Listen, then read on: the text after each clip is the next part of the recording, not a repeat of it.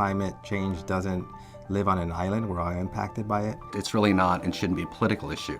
Climate One has ensured that indeed many, many different parties have seats at the table. Every mainstream religion has a mandate to care for creation. We all have a moral responsibility to the future. The way parents have a responsibility for their children. We all have children or relatives who are very young. Do we not want their world to be good too? Do we not see clearly that what we are doing is not sustainable? And if you do see that, and you continue to deny it for some political reasons, then this is a travesty. Kids are growing up now, and there's absolutely no question on whether climate change is real, whether climate change is happening, and the question now instead is, what should we do about it? The future of environmental activism is motivating young people to become civically engaged. Now more than ever, we need to come together as a culture and a society to address this really important issue. I am a supreme optimist. I do believe that we can transform ourselves. I do believe that we have the energy, ability, and courage somewhere inside of all of us to do what has to be done.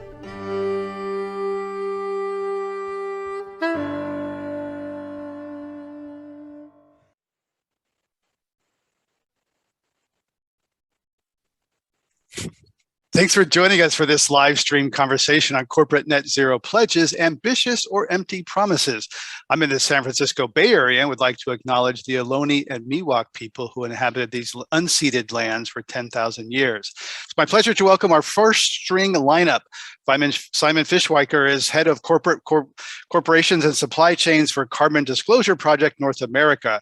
Christina Partzonvelos is a CNBC reporter covering environment, social, and governance and net zero pledges. And Daryl Stickler is global lead for environmental sustainability at Cisco Systems. Thank you all for joining us. It's delighted to have you with us. Christina, let's begin with you. 1/5 of the world's 2,000 largest publicly traded firms have committed to net zero targets, according to a report you cited recently. Is that legitimately good news? And how important are they for decarbonizing the global economy? No, of course it's good news, because finally corporations are making part of their mandates, making it a priority. They've created chief sustainability officers. They have people in positions to try to work on reducing emissions, improve their supply chains so they're not as harmful to the environment. Having said that, there's the positive. I guess the negative is that a lot of it out there, or not a lot of it, some of it out there is a form of greenwashing, where corporations are making these goals, but they're not providing us with the steps of as to how they're going to achieve net zero by 2050 or by 2060 or 2040. And so there are still kinks that need to be worked out, because this is still somewhat of a nascent industry when you're talking about having corporations actually commit to it. And this is the first time we're really seeing that. And so it's great. It could really change the way things are going in the next 10 to 15 years for future generations, but there still needs to be a lot more details worked out. Sure, and a lot of this is voluntary, and we'll drill into those pledges in a moment. Simon, how do you see the symbolism of giant corporations all jumping on the net zero bandwagon? As Christina mentioned, something we haven't seen before. Yeah, I want to acknowledge the importance of the momentum this is creating and the conversation that is moved to talking actually about net zero emissions. I think if you think about 5 years ago, before the Paris Agreement was signed at COP21, I think this was a dream for those of us in the environmental field to have this level of conversation. The challenge, which I think we'll get even more into, is around the standardization of what those net zero pledges are, and the lack of short to medium term steps, science-based targets that are going to keep us on a trajectory towards cutting emissions, not in 2045, but having them in the next decade.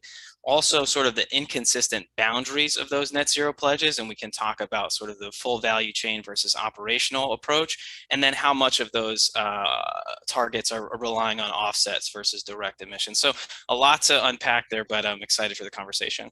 Yeah, early days, the language, the terms, the rules are still not fully baked. But Simon, before we get into that and bring in Daryl, how are these net zero pledges linked to the upcoming UN Climate Summit in Glasgow that we're hearing so much about?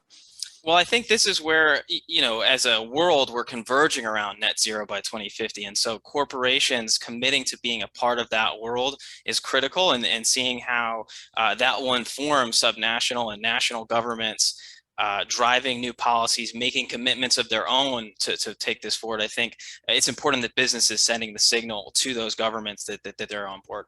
Yeah, and I've heard other people say that corporations doing this creates political space for politicians, because the corporations are no longer kind of pushing at least against a different goal. Darrell Stickler, as a person with climate responsibility at a company with $50 billion in sales, what do you look for when you see a corporation says they're going net zero? They're coming out all the time. You're an insider. How do you give them the kick the tires or give them the sniff test? So I do look at the announcements, and there's a lot to unpack there, because some of it gets technical, about the various types of emissions.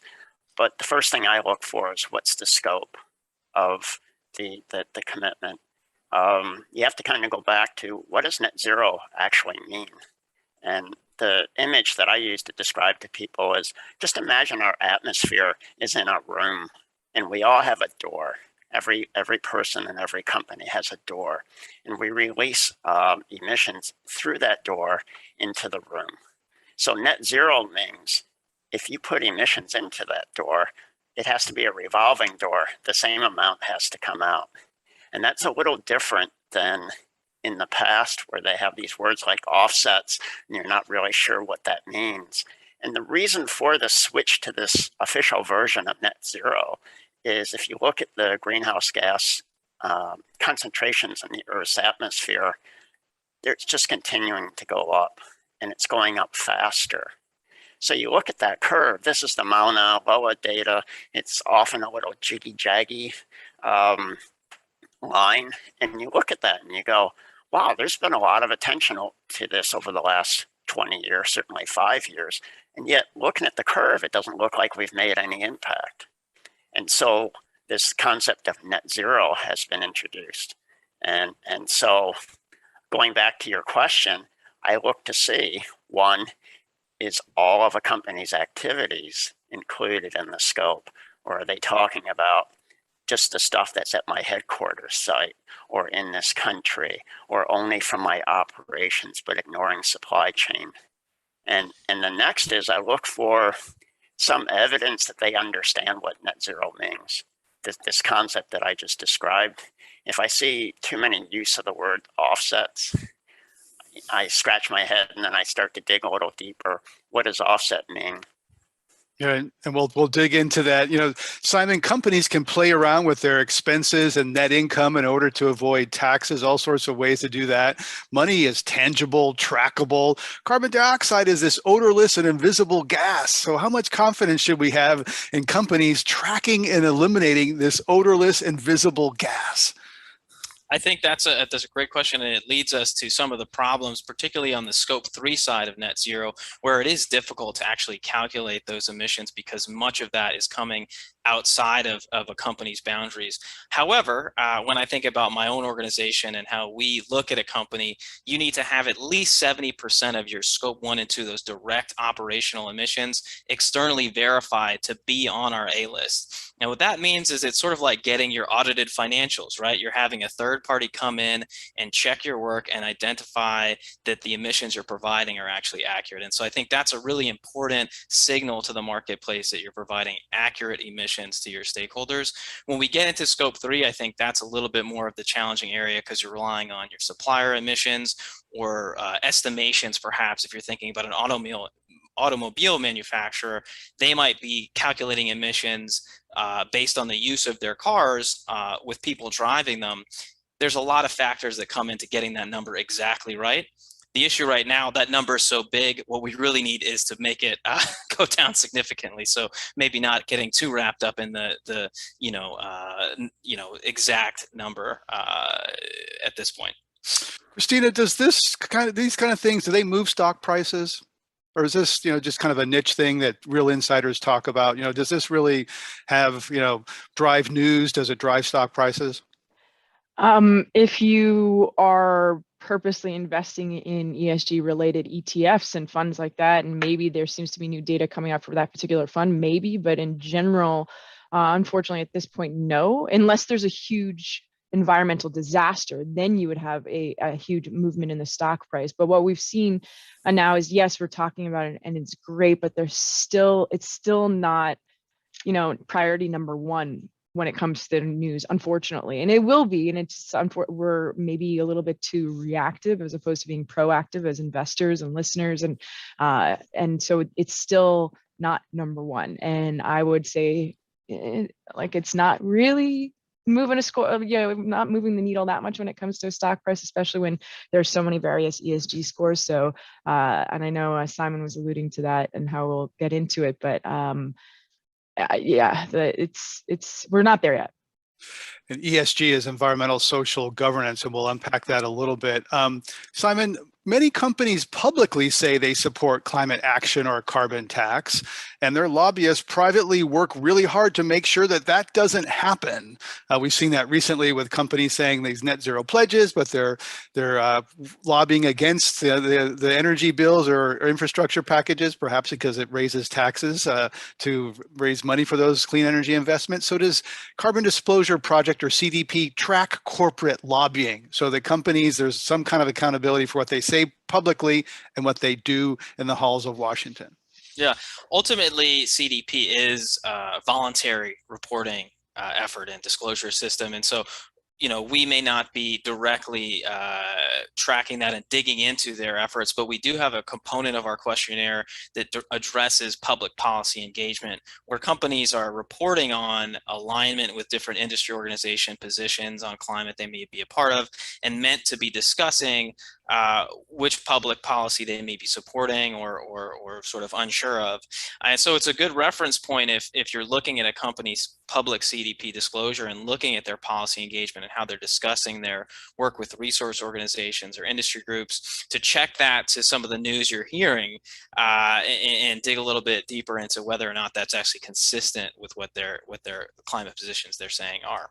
Can I Sure, may I Christina? ask one question, Simon, though? Because you just said before that it's 70% of, first it's voluntary, right? So you're tracking companies that are voluntarily allowing you to do that. But then you just said 70% of them are allowing you to go in and check. So, why, first of all, why is there a discrepancy from 70 and not to 100% if the entire program itself is voluntary? And then the second, I have a lot of questions just about how you're going in there and tracking, but if you could just answer that one, please. Yeah, so just to clarify that, CDP's not going in and tracking that. What we're saying is you need to get a third party who audits or verifies emissions to provide a statement saying that your emissions that you're providing through our self-reported platform are accurate. And so you need to, at a minimum, ideally 100%, but at a minimum have 70% of all of your scope 1 and 2 emissions verified by a third party, and provide that third party verification when you're reporting your emissions through CDP.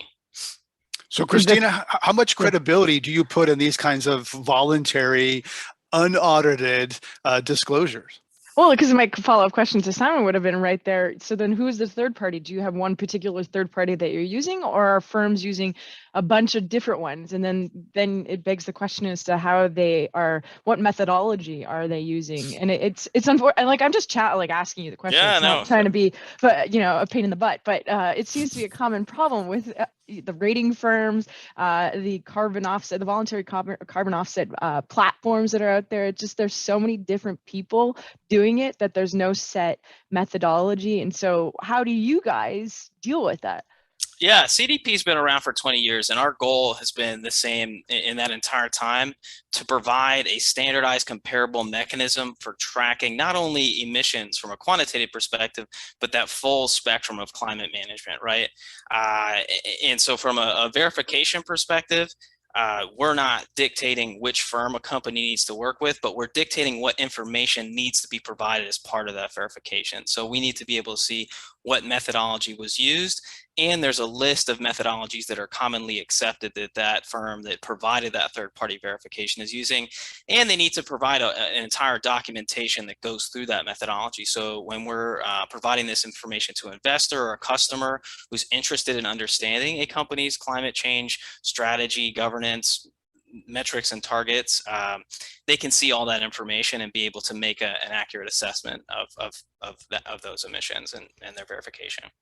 Erol Stickler, Cisco plans to reach net zero emissions by 2040, a decade ahead of many companies. Are you going to have a third-party auditor look at those numbers? And why should anyone believe Cisco when there's so much greenwashing going on? And it's not clear that there's a cop on the beat, right? That there's consistently accepted accounting principles as there are for financial statements. Oh, I think you're on there, mute there, Darryl. Oh, I'm sorry. Thank you. I think we're overstating greenwash. Greenwash is an issue for sure, but there's a lot of companies that are putting a lot of money and attention and top talent into this issue of carbon accounting.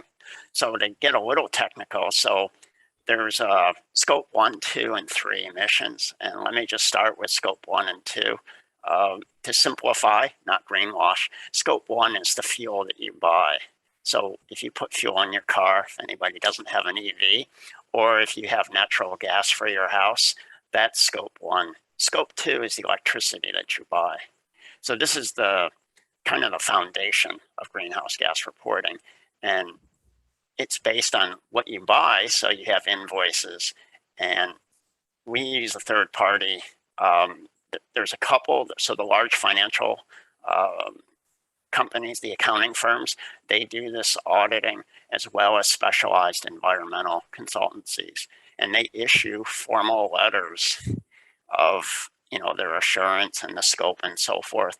And we publish ours on our website so people can see, this is the scope and this is what they concluded. We've set a number of public goals, environment goals, since 2008. And we've always had a policy that if we have a public goal, we're going to get third-party assurance, because we recognized early on that us saying something, well, we would hope that people would believe us, but the truth is they want to have that third-party assurance. And so we've always done that. And in the next 6 months, corporations will have to start submitting their proposals to an organization. This gets kind of technical, but it's the Science-Based Target Initiative. So there's this organization that companies will report to. Is that starting to get in the direction, Darryl? And what does that mean for companies that might be kind of inflating their numbers? So SBTI is an organization that gets the goals right. So they've been in existence, I don't know, probably about 5 years or so. And if you go to their website, you'll see there's hundreds, maybe even thousands of companies whose goals are registered with SBTI. And you get registered there by submitting lots of information. It is very painful. It took us about 4 months to meet all their information requirements. And they say that, yes, your scope, your wording, your intent meets the requirements. They publish guidelines. And there's a similar thing for net zero. They just came out last month. Don't know the official title, but it's basically net zero guidelines by SBTI. And you can go in there and read. If you want to say that you have a net zero goal that's SBTI approved, this is what it has to entail. And yes, at the end of the year, or maybe early next year, companies will start submitting their goal statements to SBTI, and they'll do scope assessments. Like the existing goal approval process is 2/3, I believe, Simon. It's 67% have to be inside the goal statement, and you show them. So that's what SBTI is for, to make sure that these goals are properly framed. So we're kind of in this very early days, starting to get some organizations and some early standards. Christina, some companies say they're aiming for carbon neutral rather than net zero. As someone who carefully examines numbers and parses words issued by corporations, how do you see the emerging terminology of this conversation? I think that, just like Daryl mentioned, it's going to probably have to come from some platform that everyone is using. And if they come out with a definition, then finally we'll get something that's concrete. You have the SEC that's looking into it, but there's no federal mandates. I know the EU has more stringent rules, but unfortunately countries aren't. Maybe they are behind the doors. Like I'm not there, so I don't know exactly, but somebody needs to come out with proper terminology. I don't know when that's going to happen. Even when I'm researching and writing a story or doing this on air, the amount of definitions that I could have used were ridiculous. And instead I just went for a visual of like a circle of how net zero is going to be defined, or just how Daryl used the not the bedroom, but the door analogy, right? I don't know. I don't know who's going to come up with the definition. Somebody's got to make it official, and then we can all start using the same one. But right now, yes, like you mentioned, there's carbon neutral, and I'm sure both Simon and Daryl can speak more to the details of that, or I guess the technical aspect of it. But it's not all the same, and companies know this, which is why they're picking and not all. And I'm not greenwashing or saying that it's all greenwashing, but the companies are sure to pick and choose how they word their marketing statements or their promises to the consumers. Sorry, go ahead, Daryl. Greg, my favorite example is carbon negative and carbon positive mean the same thing, because those are two other terms that companies use in addition to carbon neutral. Right. And some people in regenerative agriculture, other things would say, we're not just going to do less bad. We're going to create positive. We're going to, go carbon, not neutral, negative. There's a little bit of that, which gets Simon to the question of accountability. A lot of these pledges are made by CEOs who will not be in office when these pledges come due. So how are these companies held accountable? And is executive pay tied to these commitments? Yeah, that's a great question, and I will connect it back to Daryl's comment on science-based targets, which is an organization that CDP actually co-founded and co-partnered in. And just to plug that net zero standard is going to be released this Thursday. So Christina, for your next story, I think that's a great place to look for some definitions and some specific terms that hopefully we'll all coalesce behind. In the same way, if you look to pre-science-based targets, people were setting emission reduction targets and we sort of had the same issue. And now there's a place where that can be sort of verified and checked to say this is a good target. To the question of accountability, this is something that's really, an important role for CDP to play, where we have this voluntary disclosure where companies are reporting annually, not only making that commitment, getting the flashy lights with the announcement in the news, they have to report on that annually when they commit to setting a science-based target or have a net zero target. And that mechanism that most companies use is their CDP disclosure.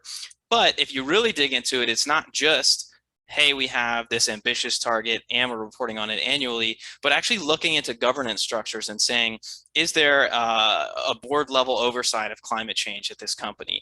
Does the CEO have compensation tied to the achievement of this science-based target? And we have seen some companies, I think HP Inc. is one example, Canadian National Railway, where in their disclosure, they're saying, we have a science-based target and our executive compensation is tied to achieving that science-based target.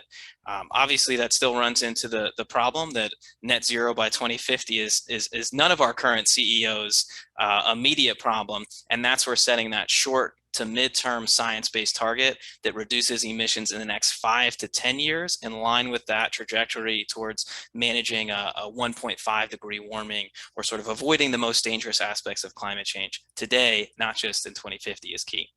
Daryl Stickler, Cisco used to get dinged for not having board oversight over sustainability. It now does. Is the pay of your pay and other Cisco executives tied to reaching carbon reduction goals at Cisco? So the financial community has been increasing its attention to sustainability. I don't know if people remember, was it SIP, Sustainable Investing? There was a special subset of analysts that just focused on sustainability. And that acronym, I can't even remember what it is, it went away because now sustainability is mainstream. So the financial community has just been ramping up. So Cisco added social responsibility, which includes ESG, to our nomination and governance committee remit. And last year, our FY21 ended in July. So now our executives, the named executives, have ESG as one of their, it's called individual performance factor. It's one of the things where they multiply these factors together to come up with the cash bonus or cash compensation. And so ESG is now part of the named executives' compensation. Last year, the focus was on inclusion and diversity. And I haven't seen the FY22 criteria, but I would imagine environment would be included because we just announced our net zero goal last month. Christina, about a third of professionally managed stock portfolios in the US consider environmental, social, and governance factors. We've been talking about ESG. That part of the market surged before and during COVID. For those who aren't familiar with ESG, can you unpack those terms and say how they're relevant to company investors looking at stocks? Well, the E one is probably the most commonly used just for media purposes and articles, like how the actual environmental impact. We are using less plastic. I was just thinking before this conversation with you guys, I was talking with the chief, I'm interviewing her on Thursday, the chief sustainable officer for P&G. Her name is Virginie Helias, and she was just talking about plastics and then what's going on with the pulp that they're using in their toilet paper. So that would be part of the E process. The social governance, you have, I guess, the impact. I'll skip to governance because I feel like for a second that one it bothers me a little bit because it's just it's so qualitative, and it's the governance that is used maybe for corporate boards and the number of men and women that are on there, minorities, and that one seems to have the least correlation between all rating agencies. And maybe Simon, I know a bunch of them can weigh in more on that, but I feel like when I'm talking about governance, there seems to still be a big question mark as to how are they going to achieve it, what kind of metrics, how corporations are moving forward with it, and then how we can measure that as viewers or as investors. And on the social side too, you have, now I feel like I'm mixing them up, but it's also qualitative impact and just, BLM and more goals that are culturally more acceptable. I probably am not defining it better. You guys can right now. Could I take a Sure. crack at it? Sure, Yeah. Daryl, So the way we separate, so E is pretty clear. Yes, and G. On the G side, we view that as an investor relations remit. That's their responsibility to handle G. And I think there's actually a lot of good metrics and around that because it's a core part of what investors look at. So you go to ISS and they have very that's Institutional Shareholder Services. That's a company that kind of Institutional Shareholder Services, right? They're one of the big two investment or shareholder advisory. It's not my area, so I don't know the exact term, but they advise how companies and shareholders should vote on various proxies and so forth. And the social programs are mainly around inclusion and diversity, board makeup, executive makeup, male, female, minorities, and so forth. And as well, big thing is supply chain labor rights. If I had to pick two issues, that would be it. So if you say you treat your own employees well, you should make sure that your suppliers are treating their employees as well as you expect to treat your own. So that's how I break ESG out.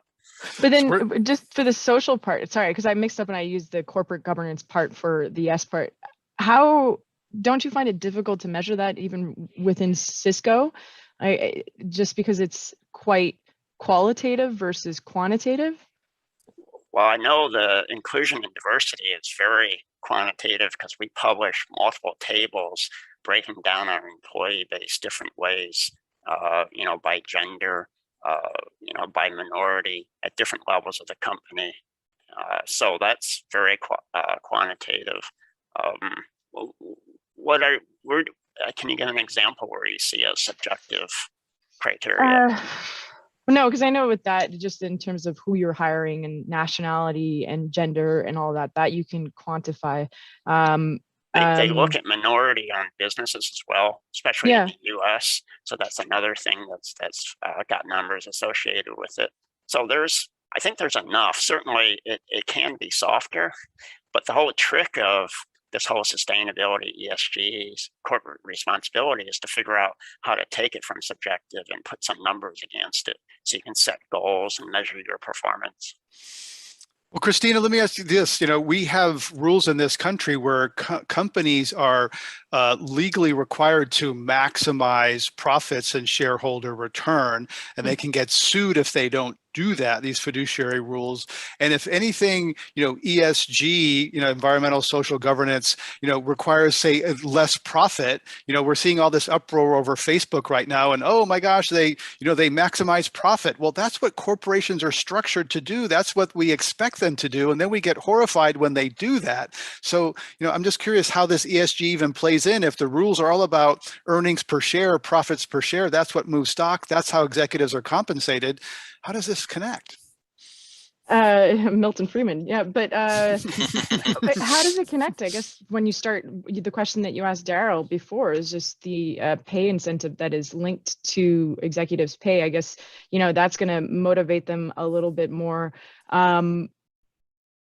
Is that argument in this day and age, does that argument still hold that we have to put shareholder profits ahead of everything else? When you think about how especially culturally, how much we've evolved over the past 5 years, even 10 years. So can you safely say that to an audience, even on our network? Can you just say all we care about is shareholder profits? I know it's a theory we learned in business school. It's something we've been talking about and you can debate, but could you safely go out there and say that now as a corporation? Is it really, does it have to be framed as an or and not an and? I think that's a great point. Yeah, I've never understood. Some people overstate it to maybe dismiss it, but a lot of sustainability is finding hidden value. When you look at diversity, for example, that can be taken to an extreme. But the truth is you want to understand your customers. You want to maximize your access to different suppliers. You want to have a very diverse employee base because you have a very diverse customer base. These are all things that are good for the business. And what I always tell people, and excuse me, Simon, I'm going to use the nonprofit word, but nonprofit people can be more idealistic, I'll say. I tell people, hey, listen, if you want to hug trees, go work for a nonprofit. If you want to take on the challenge of figuring out how to fit sustainability profitably into business, come work for a big company and do it there. That's where the big challenge is. And what we find is we can justify what we do based on business values. Or you could work for a nonprofit that works with big companies. That's right. and we take orders from you, right?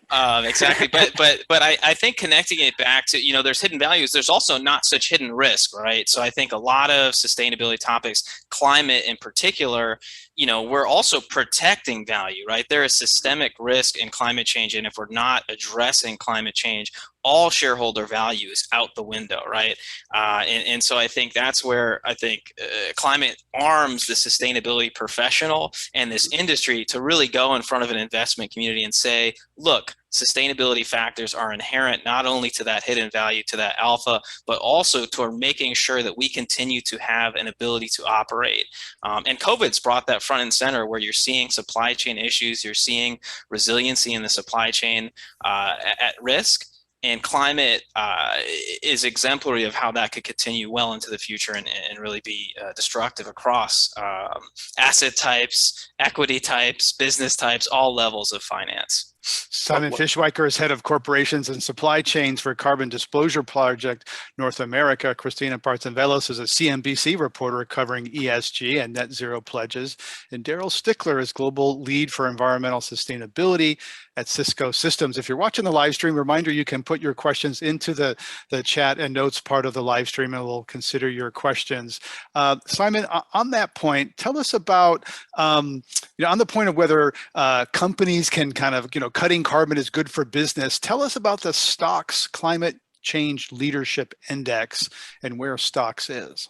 Yeah, stock. So STOXX, German sort of indice creator. And to a point Christina made earlier about moving money, I think this is hopefully a good signal to investors that maybe it is something that we should think about when moving our finance around a little bit. This is an index that's actually used CDP data to create several ESG focused indices. And one in particular is the Climate Change Leadership Index that actually maps CDP's A list and over a 5-year period outperformed its global benchmark, which was a sort of global index of about 1,800 companies, by 5.4%.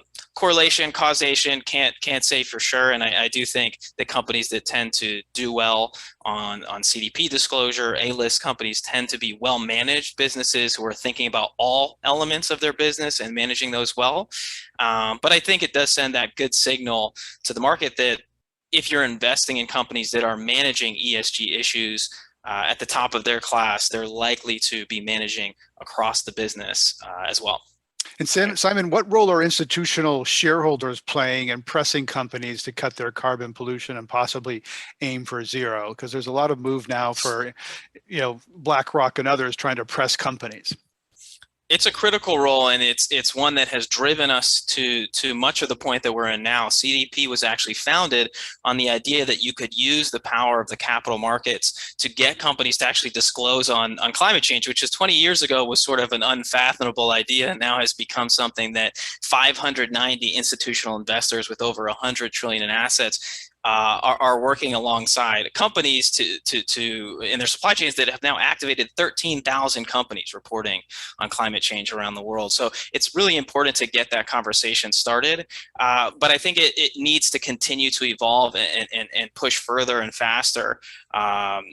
In particular, I think you've seen sort of the power of shareholder advocacy and shareholder resolutions to drive major change. And I think that's where large asset managers can play a really big role, as they tend to, be the biggest elephant in the room when it comes to making a resolution kind of go through or not. And on the science-based target and net zero side, we've actually through CDP started a campaign that has over 200 investors now calling on companies who have yet to set a short to medium term science-based target, encouraging them to do so. So definitely something that the investment community is interested in and pushing directly for companies to do. Christina, the word net in there implies the possible use of carbon offsets, planting a tree or protecting forests or doing something else, in another part of the world that offsets the reductions that the corporation has. What do you think about carbon offsets and their relationship to these net zero pledges? Well, it's a market that's growing. It's predicted to hit 1 billion in transactions this year alone, so it's the largest one.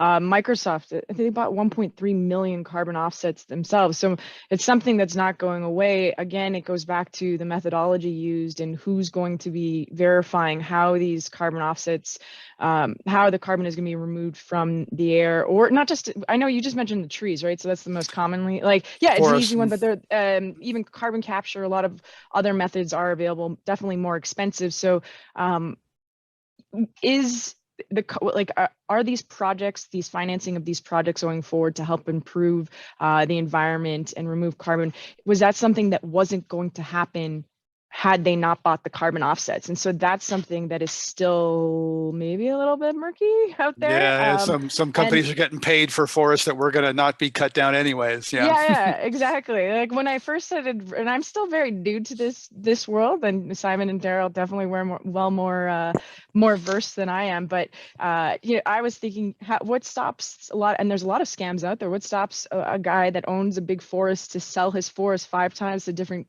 companies and just say I'm going to keep these trees going for you, or else they would have been cut down.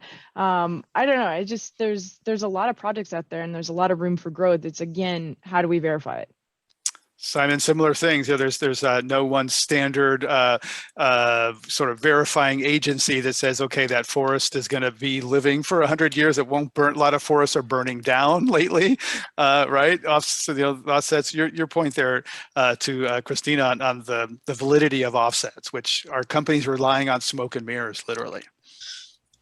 Look, I think offsets and building a market around offsets has a really important role. We need to bring all the tools out of the toolbox. But when we talk about net zero, to Daryl's earlier point, if someone's net zero pledge is heavily reliant on offsets to get from today to where their net zero commitment has them in the future, to me, without those standards, that's very problematic. But also in general, what we're looking for with net zero is for companies to abate their emissions by 90 to 95% of that net zero from their own value chain emissions, whether direct operations or supply chain.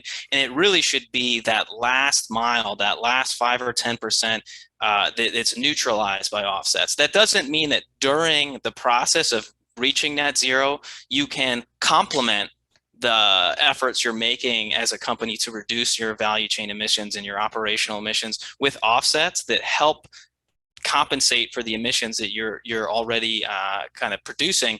But those shouldn't be considered hand in hand with your trajectory to net zero. And I think that's because of many of the issues that Christina is raising.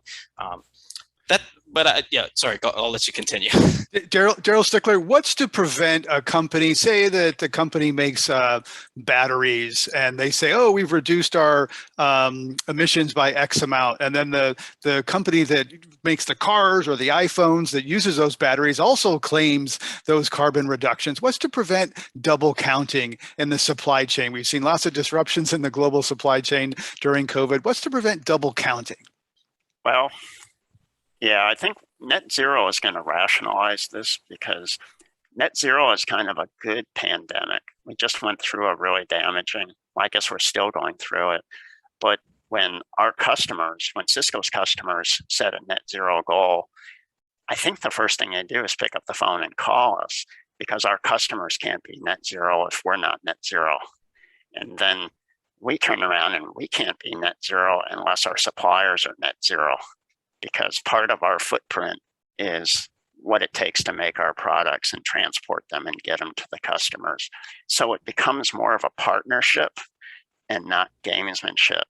But going back to the comments made earlier, you still have to have a really robust reporting scheme and assurance. And right now, scope 1, 2 emissions they're in good shape. I mean, because it's based on hard data. Everybody has finance systems and they pay their utility bills. And so that sort of thing you can figure out and get assurance.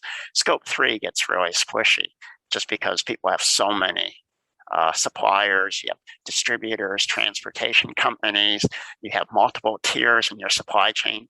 So the battery and car manufacturer, well, so Elon wouldn't have this problem because he makes his own batteries. So, but this is going to have to be a partnership, and there's going to have to be transparency in the reporting because the battery manufacturer is going to have to say, well, I'm taking responsibility for this much, and my customers are taking responsibility for the rest. I could give a better example for us, because I understand our business a little better than the battery supply chain, but we were already talking to our suppliers and our customers and making it a partnership because somebody from the advocacy viewpoint, what Simon cares about is every ton of carbon that goes in the atmosphere. He would like somebody to take responsibility for it. Just one company is good enough. And if there's say 10 of a certain category and a customer takes responsibility for 5 and the supplier takes responsibility for 5, Simon would be happy. But we have to have transparency in reporting and not this very fuzzy where nobody really knows what's going on. I mean, sorry, go ahead, Simon. And I would just say one other thing that would make me happy that offsets get in the way of is business model transition, right? And so what we really need right now to cut emissions in half to get to net zero by 2050 is for high carbon intensive industries to become lower carbon, to transition their business models, to move away from some of the more carbon intensive processes. And if those businesses are relying right now on offsets to get to a lower sort of net zero future, that's not going to lead to the transition as an economic system we need. But anyway, I know you had another question. I just wanted to talk about other things that are important there. We have a question from Bruce in the audience. What influence can COP26 in Glasgow have on corporate net zero pledges? Is that a moment that's forcing companies to stretch further because there's this collective focus on what everybody's doing? I certainly remember that after the collapse of the Copenhagen Climate Summit, pressure was off. Companies kind of like, ooh, okay, that passed. We dodged that one. So Simon, we talked, what pressure can the COP26 have on these pledges? Well, I think even in a lead up to COP, we've seen more companies submitting science-based targets for approval than ever before. And in fact, the Science-Based Target Initiative has essentially said, look, we have more than we can handle right now. We're going to get through these ahead of COP, but we can't sort of work through more than are being submitted. So I think you're already seeing the momentum build ahead of COP. And I think if there's more agreement, one thing you may see coming out of COP that I'm hopeful for is more agreement upon investment mechanisms where we can drive more investment in emerging climate technologies and commitments from governments to make those sort of targets. And so I think that if that happens, you may also see pressure on companies to not only have targets for their emissions, but targets for their R&D and for their investment in new climate technologies as well. Chevron recently announced a, quote, pathway to net zero. Bloomberg ran a story that said that falls short of plans by its competitors like BP and Royal Dutch Shell, which have specific targets to eliminate emissions by 2050. Simon, how can a company selling oil and gas emit zero carbon pollution? We even saw the country, how can a company selling oil and gas emit zero carbon pollution? Well, I think that's also where we get into the conversation of offsets, right? And what are we actually talking about in terms of the boundary of emissions as well, right? Does that boundary of zero emissions just relate to operations and reducing methane emissions and moving to sort of renewable power? Or is it also talking about the use of the sold product, right? Because I think if we're talking about use of sold product and that sort of indirect emissions, those scope 3 emissions, that's where it would be impossible unless there's an actual business model transition. And so I think Daryl or Christina earlier maybe mentioned another issue is boundary. What are we talking about when we're talking about net zero? And that's where we do need the standardization so that people can say, oh, this company's only talking about this one thing. That's great, but it doesn't mean net zero because they should be talking about the full value chain. And Daryl, part of your work is talking with environmental advocacy groups, and you say that's like therapy. What do you mean by that? So I admire CDP. There's quite a love affair with CDP because if the world is such a better place because CDP exists, and that's not to say that when we fill out the questionnaire every year that I just love it because parts of it are not much fun, but somebody to recognize in 2001, 2002, I think, to recognize that companies reporting into into the public sphere all this information and making it public, I mean, you can't keep it private, is just such a tremendous force for pushing people. It's peer pressure. And you can see over the years, all the reporting and the little actions just levered up each of the companies going a little bit further, and then the peers benchmarking and following and so forth and so on. That's been really, really positive. And the advocacy groups, all of them, have done a really good job of forcing us to think and see. I said they're injecting this requirement. They're going, look, there's a global problem. We need your help to solve it. That's really clear. CDP is excellent in approaching us in a sense of partnership again, saying we're having trouble with these companies. I think some of them are your suppliers. Can you help us get them to report?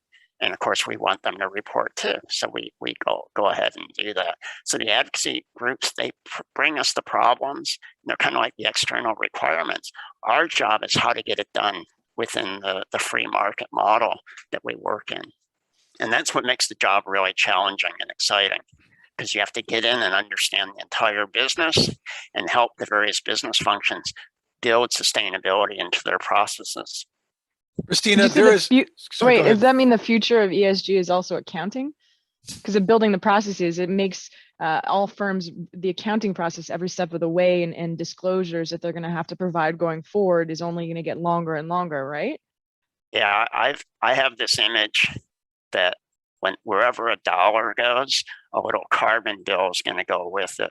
And I use this image talking to the customers because they're approaching us, and I say, when we deliver our products, there's not going to be a carbon bill associated with our products. There's just a monetary, they have to pay us like they do now, but we're not going to, basically you're delivering a carbon problem to them. If we're not net zero and they are, they're going to have to do something with that carbon that's embedded in the product. So that's where I'm saying it's a partnership, and I'm having discussions every week with customers, making this case and helping them figure out how they're going to be net zero and assuring them that Cisco's going to take care of our share. There's energy, embedded energy, and water. Let's not forget water in all of this, embedded in everything we do, eat, and touch every day. Christina, there is socially constructed silence around climate change. It's often put in the category of taboo topics such as religion, sex, politics. Daryl mentioned peer pressure. How much do analysts, investors talk about climate risk if they don't bring it up? Do you get the sense it's kind of like, oh, we'd rather not talk about that? No, because it's become so part of the daily lexicon, especially when you're talking about a firm and their ESG scores. It's definitely, it's not as taboo as it once was. Maybe if you were to ask the question, who's responsible for the earth warming and all of that, I don't want to get into that, but then that's maybe where you'd get some people with different opinions. But in terms of emissions and mentioning, you look at all the Hurricane Ida, look at all the damages that we've seen just over the last little while. I think on average, it's cost the globe $84 billion just because of these hardcore storms that we're seeing, and they are increasing in their capacity. And so that's something we can't ignore. We can't ignore the damage and what this means for corporations and humans and people, and how we can fix that going forward. So it's not as taboo as it once was. It's still, again, when we go back and circle back to the beginning of the conversation, it's still not topic number one, unfortunately, on everybody's radar, but it's definitely being spoken about a lot more. We have another question from Peter in the audience about monitoring satellites can see problems. Simon, the Environmental Defense Fund launched its own satellite. Methane is visible from space. Is it possible that some transparency? Google is partnering with companies that are driving around Google Street View can actually see like, oh, that bakery is releasing emissions. What can technology bring where we can actually pinpoint polluters? I think it's incredibly exciting. Satellites, there's work under an organization that I think maybe Alpha was a part of, but it was also called Climate Trace. There's considerations around the blockchain and using that for things like palm oil and soy that have significant deforestation impacts, and being able to, at the point of consumption, understand those impacts. So I think that's an incredible opportunity. And it's also an important thing to keep in mind when we have the greenwash conversation, right? Because if in fact companies are greenwashing and they're not able to meet the commitments or targets they've set, I think there's a future not too long from now where we're going to have a lot better visibility into emissions in a more real-time aspect, and that's going to make accountability even easier. So I think there's a lot of opportunity for technology. I think, again, what that requires is investment in those technologies.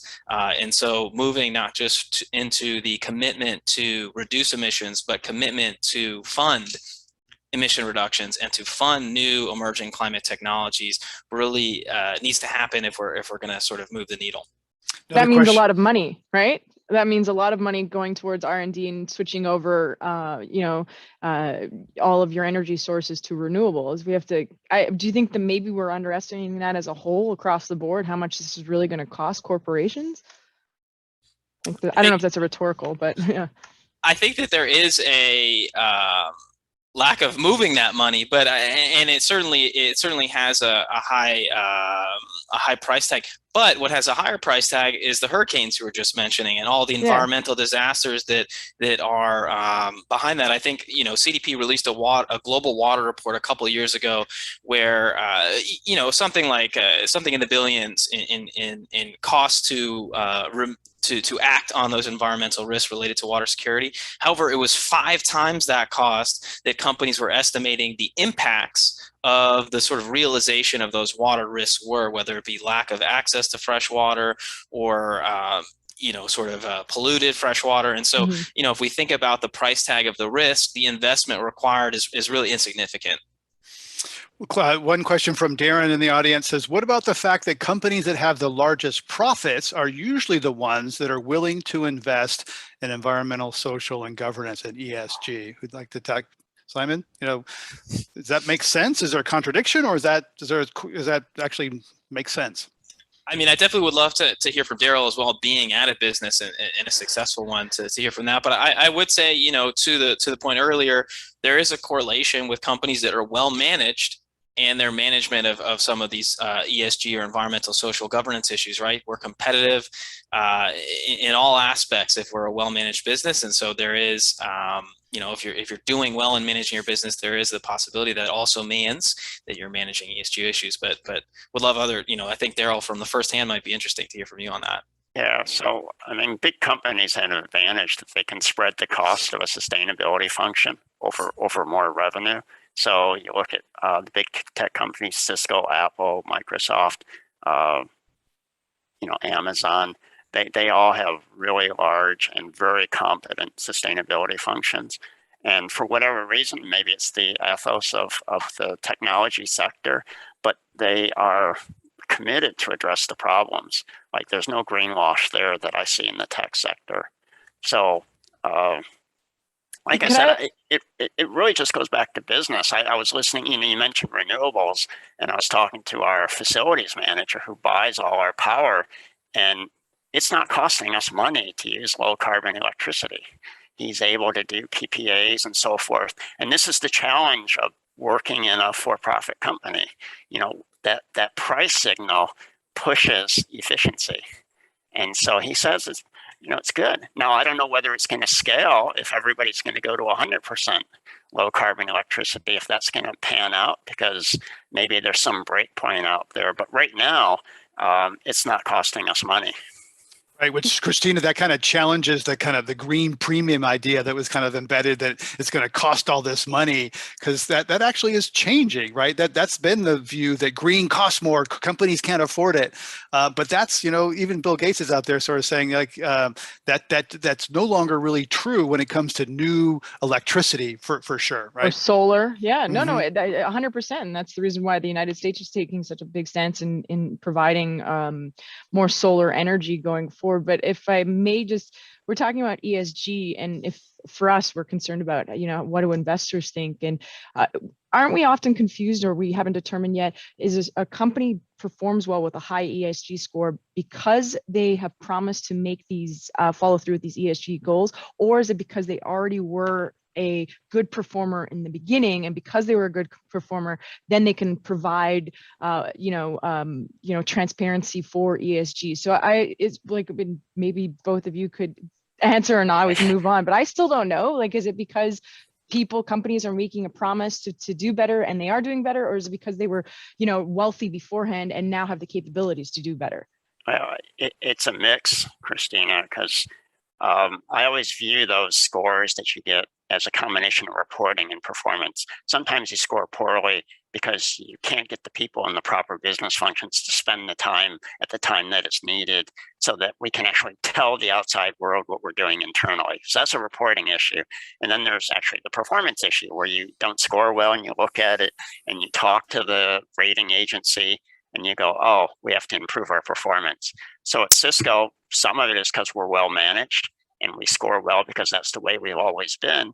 But I know for a fact that we've gotten feedback from analysts as well as the advocacy groups that we need to do better.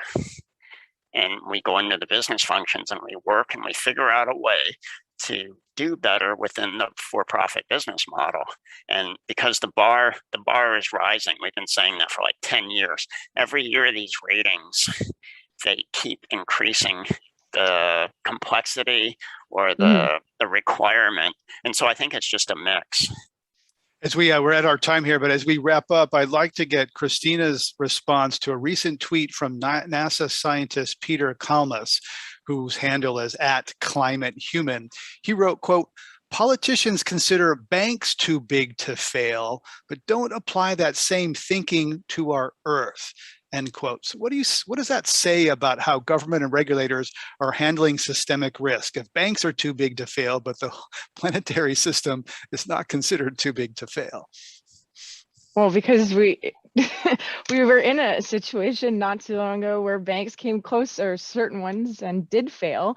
Unfortunately, you can't have that situation with Earth, and so because it's something that we have never really seen, we've seen the damage to the Earth. It's hard to be to apply that exact same mentality. We should, but unfortunately, if Earth were to fail, then we wouldn't be here right now. And so I think it's a matter of just becoming more and more proactive, and with politicians, thinking more long term as opposed to just the term of their, how long they're going to be on Capitol Hill or wherever. So it's a great point from the NASA tweet guy. That's yeah. ClimateHuman. All right, last word, Peter and Daryl, as we wrap up. You think this is going to, can capitalism reform itself and make these changes that are necessary? Daryl, and then Simon. I don't think capitalism has to reform itself. I think I think it's the answer. I'm a big fan of free markets and the price signal, and clear and concise regulation. But I think we have what it takes. Simon? Yeah, I think that I'm also just a believer in humans, and I think that we have what it takes as a species to protect ourselves, really, because the planet will figure itself out at a later date. And so I'm optimistic, cautiously, and we have, I think, the tools in the toolbox. So it's more about activating them, and to Christina's point, maybe taking this a bit more seriously and acting like we've been through a too big to fail moment and still here. So I'm hopeful and optimistic, and it's been a great part to hear everyone's perspectives on this call. Makes me even more so. Well, thank you. It's been an excellent conversation with you three. I'd like to give a shout out to the Climate One team for making this happen. Adam, Arnav, Ariana, Brad, Kelly, and Tyler. You are awesome. Thank you. Excuse me. Today we've been discussing corporate net zero pledges with Simon Fischweicher, head of corporations and supply chains for CDP North America, Christina Parzenvello, CNBC reporter covering ESG and net zero pledges, and Daryl Stickler, global lead for environmental sustainability at Cisco Systems. Podcasts of Climate One shows are available wherever you get your pods. Talking about climate can be hard and depressing. It also can be exciting and interesting, as we saw today.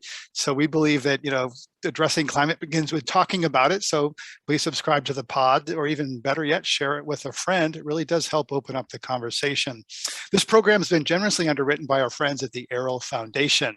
Thanks for joining us online. We'll see you next time, everybody.